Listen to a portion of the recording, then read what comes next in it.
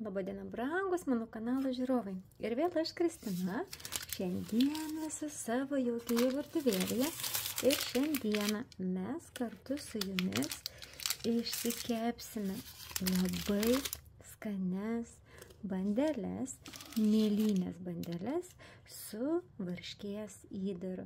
Tai labai skanios, minkštos ir pūrios bandelės. Vieną kartą iškepus, norisi kepti jas kasdien. Šiandieną gaminsime bandelę su varške ir mums tešlai reikės štai tokių ingredientų. Reikės 500 gramų miltų, plius minus, žinokit, žiūrint, kaip imsis tešla, bet to atminkite, kad skirtingos šalys, skirtingi gamintojai ir mūsų miltai gali skirtis. Reikės 10 gramų sausų mielių, 30 gramų cukraus, 1 valgomojo šaukšto grietinės, 250 ml šilto pieno, 1 vidutinio dydžio kiaušinio, 100 ml aliejaus, augalinio aliejaus, o razinos čia kol kas nereikalingos, razinos bus reikalingos įdarui. Tad aš pradžiai norėjau filmuoti viską kartu, visus ingredientus, bet po to pagalvojau, kad tai labai maišysis. Tiesiog tai yra tešlos ingredientai. Ir pirmiausia, mes pasidarysime mėlynę tešlą. Šiltą pieną pilsiu į indą, kuriame darysiu visą tešlą. Dabar atsargiai su kaitinimu. Jeigu pienas per karštas, žinokit, nedėkite mielių, nes mielės nemėgsta karšto vandens, karšto pieno, jos tiesiog praras skildinimo savybės. Pienas turi būti šiltas, ne karštas, bet šiltas. Ir į pieną aš iškart supyliau visus 30 gramų cukraus, išmaišysiu. O jeigu pieną perkaitinam netyčia, tai geriau palikti kambario temperatūrai, kad jis truputėlį pravėstų. Dar, kodėl gali neiškilti jūsų mėlynė tešla, gali būti pasenę mielės pasenusios. Tiesiog reikia žiūrėti būtinai į galiojimo laiko. Ir dabar aš iškart supilsiu visus 10 gramų mėlynių, kad sakau, supilu visus 10 gramų mėlių ir pramaišau. Mano mėlė šviežios, bet vis tiek aš noriu įsitikinti ir štai taip pramaišysiu, paliksiu kokį 10 minučių pastovėti. Jūs irgi galite taip daryti, kadangi tokiu būdu mes patikriname, ar mūsų mėlės jos yra darbingos ar ne, ar jos kildins mūsų tešlą. Kai taip paliksim tešlą, po kelių minučių toks bus girdėti, netgi vizualiai matysis, kaip mielės kils. Mums reikia palaukti, po kol paviršių atsiras tokia visai nedidelė puta. Reiškia, mielės yra geros ir jos mūsų tešlą pakildins. Pasižiūrėkite, aš palikau kokiam 5 minutėm ir kokia gavosi graži putelė. Ir iškart jau žinokit, mano virtuvė kvepia skaniai, kvepia mėlynėm bandelėm. Dabar vėl viską greit pramaišau. Ir dabar jau bus galima įmušti kiaušinį.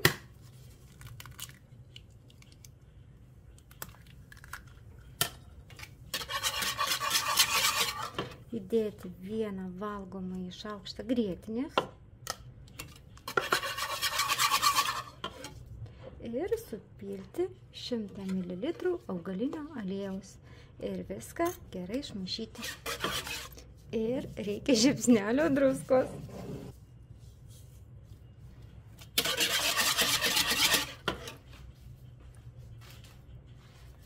Brangus mano žiūrovai, jeigu jūs pakeisite kažkokiu būdu receptūrą, kažko nedadėsite, kažko perdėsite, žinokit, viskas jau tešlos struktūra pasikeis ir tada nenustebkit, jeigu kažkas jums gali nesigauti.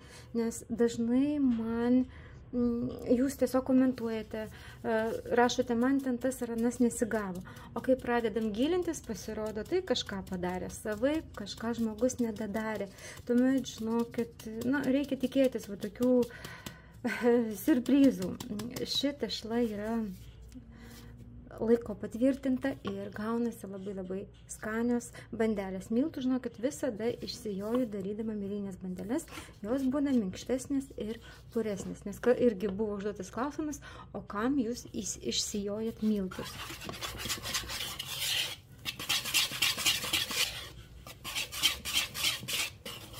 Brangus mano žiūrovai, taip pat reikia atkreipti dėmesį, kad bedarant tešlą, beminkant, tešla nepasidarytų tokio kietumo, kaip pavyzdžiui darytumėm koldūnus.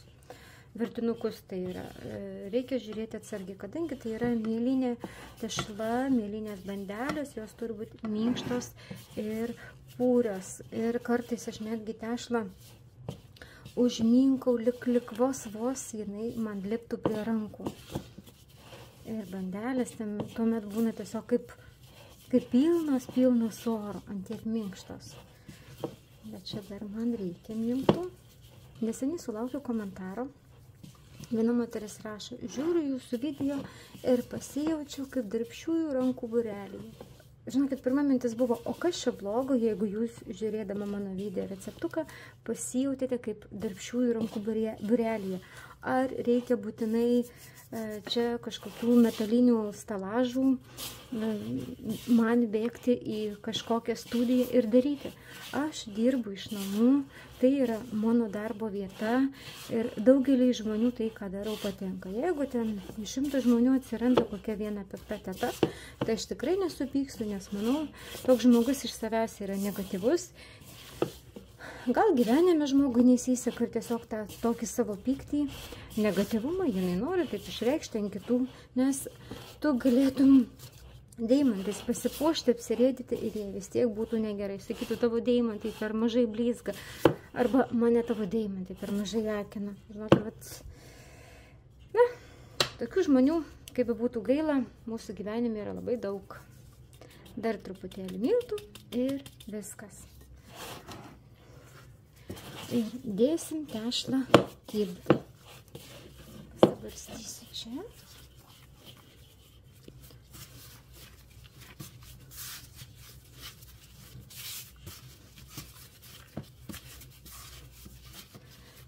Tešla tokia minkštutė, labai skaniai kvepianti ir realiai nelimpanti prie rankų. Būtėlį noriu ją paminkyti, tai vos įsitepsiu darbinį paviršių aliejumi ir jau be miltų pagalbos dar truputėlį paminkysiu. Vos likliptų, bet jau žinokit, viskas užteks. Aš imu švarų dubenį. Jo kraštai yra dabar ištepami augaliniu aliejumi, kad kildama tešla, jinai, ta prasme, kiti miltais pabarsto, bet mano galva, jeigu pabarsto miltais, tai tešla kildama gauna pasipriešinti. Paliksiu ilsėtis mielinę tešlą iki pakol ji pilnumoj iškils. Žinoma, tešlą reikia laikyti kur nors šiltai, kur jį būtų patogu augti. Apdengiu maistinę plėvelę ir dar apdengsiu rankšluostuku. Tas brangus mano žiūrovai, susitiksim, manau, po geros. Ir mūsų bandelėms reikalingas varškės įdaras. Kad jį pasidaryti, mums reikės 180 gramų varškės. Varškė gali būti naminė, gali būti riebi, gali būti neriebi. Tiesiog tokia varškė, kokią jūs mėgstat. Ir reikės 2 valgomųjų arba 3 valgomųjų šaukštų cukraus. Aš mėgstu saldžiai, aš visada dedu 2 arba 3. Reikės 70 gramų džiovintų, tai yra razinų, jos taip yra džiovintos. Ir kadangi varškė mano yra sausa, aš įdėsiu 1 valgomąjį šaukštą grietinės ir žiūrėsiu visame, tai yra darbo eigoje, ar man užteks, ar nereikės dar dadėti, nes jeigu įdaras bus labai sausas, mums bus nepatogu jį dėti ant bandelių ir bandelės tuo metu bus tokios sausokas. Pasižiūrėkit, jeigu varškė va štai tokia sausa, tai kaip mes galim tada išmaišyti įdarą. Jeigu jums jau rūpi klausimai, ar galima dėti kokį kitą įdarą, galit bandyti dėti, bet būtent šias bandeles aš valgau tik su šiuo įdaru. Įdaras yra paruoštas.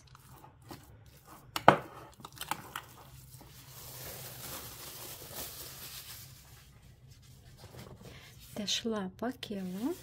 Pas mane indas labai didelis. Labai minkštutė. Labai puri mielinė tešla. pradžioje, jeigu reikės, aš truputėlį paimsiu miltų, kadangi man štai tiek liko iš 500 gramų. Dar truputėlį tešla limpa, tai aš kokią saują pasibarstysiu ir praminkysiu.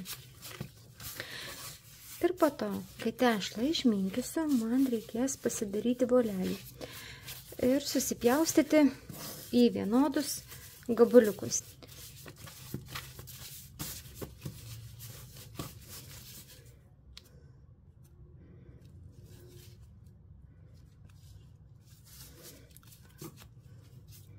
Vienas, 2, 3, 4, 5, 6, 7, 8. Na, man išeina 8 bandelės.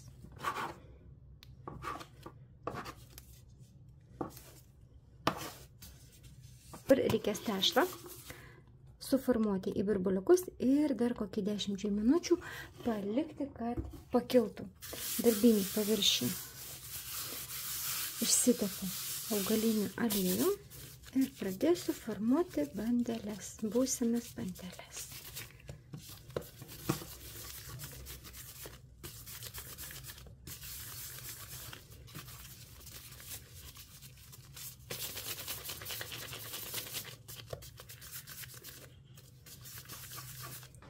Ir dabar būsimas bandeles aš užkloju maistine plėvele, užklosiu rankšluosčiu ir paliksiu 10 ar 15 minučių. Praėjo 15 minučių ir pasižiūrėsim, kaip pakilo mūsų būsimos bandelės. Atrodo labai gerai. Ir dabar formuosim bandeles su įdaru. Pas mane yra apvalia forma. Gražiausia atrodo tokios iškeptos bandelės būtent apvalioje formoje. Skersmuo pamatavau 27 cm. Čia yra picai kepti skirta forma. Ir man kaip tik pareina 8 bandelės.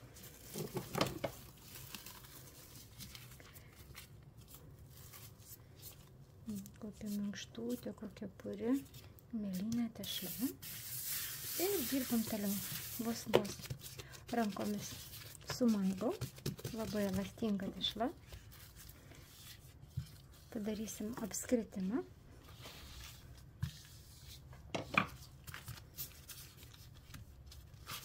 Ir tą apskritimą dedu. Ir dar rankom pamaigau, paformuoju. Ir dabar dėsim įdarą. Įdarą nedėsim per viduriuką, o įdarą aš dėsiu ant šitų vietų. Labai daug pridėti nereikia.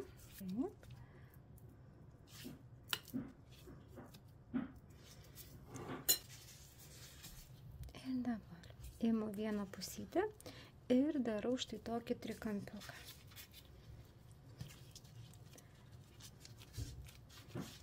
Ir dar kartą užsuku. Sujungiu.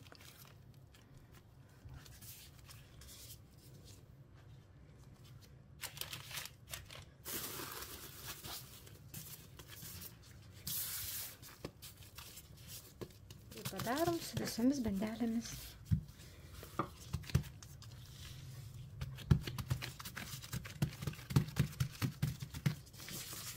Per pus.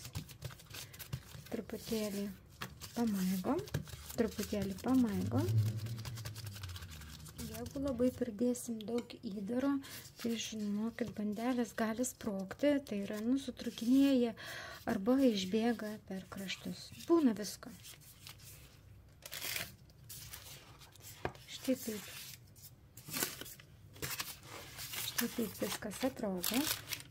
Kol aš dirbau, bandelės pradėjo vėl pakilti ir pas mus yra viduriukas. Mes dabar jau užpildysim. Nes kaip tik liko paskutinė būsima bandelė. Ir dabar mums reikia pasidaryti apskritimą. Sudėsiu likusį įdarą.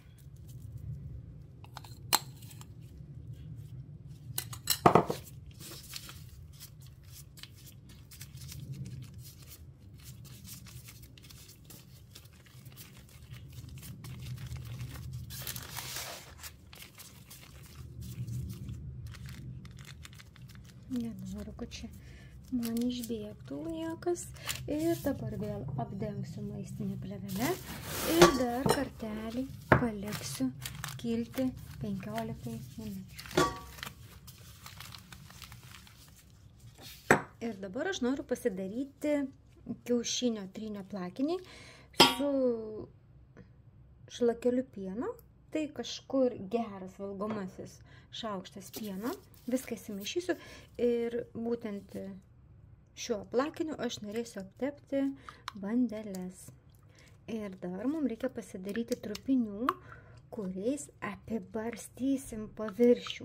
Tai priduoda bandelėms dar tokį didesnį skonį. Ir dabar aš einu įjungti orkaitę. Orkaitę įjungti reikia iki 160-170 laipsnių temperatūros.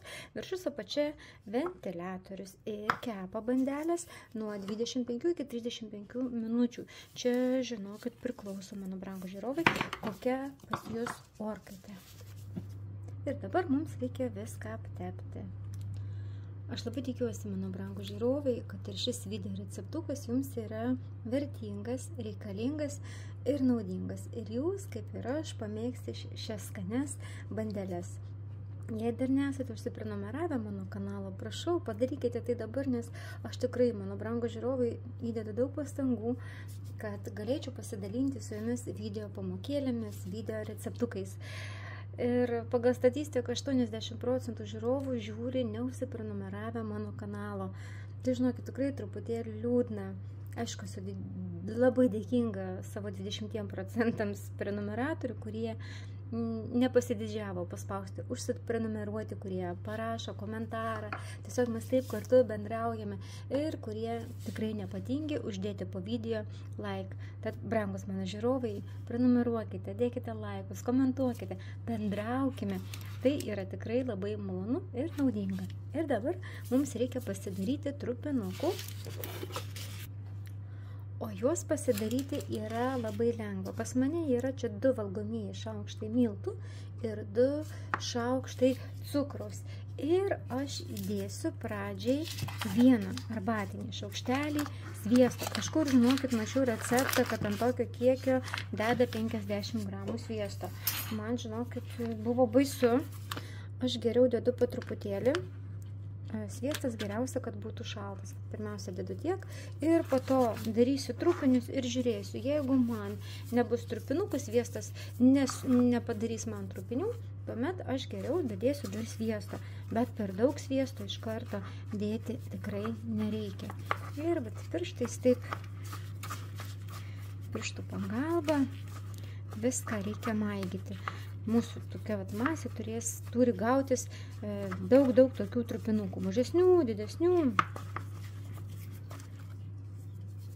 Čia irgi, žinokit, dedu, realiai iš akies, kadangi vėl kaskart gali gautis skirtingai. Mano žiūrovai, turiu jums vieną patarimą. Jeigu norite, kad jūsų kepiniai būtų tokie pat skanūs kaip ir pirmą kartą, visada, žinokit, sverkite produktus ir darykite taip, lyg tai darytumėt pirmą kartą. Tai yra atsargiai, su pagarba kepiniui ir tuomet viskas išeina ir viskas būna labai skanu.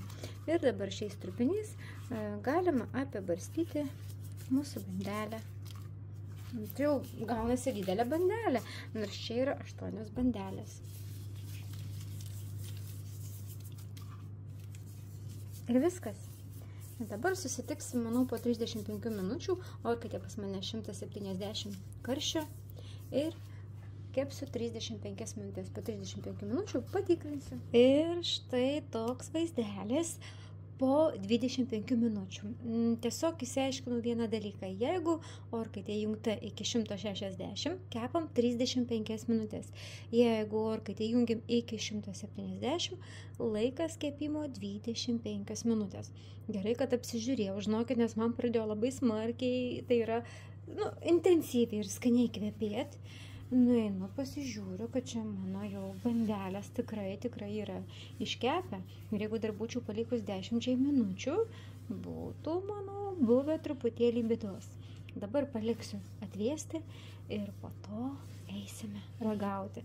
Skanu valgyti vienas su kava, arbata arba sultimis. Atvėsta ir dabar lieka įsidėti į lėkštutę ir skaniai suvalgyti.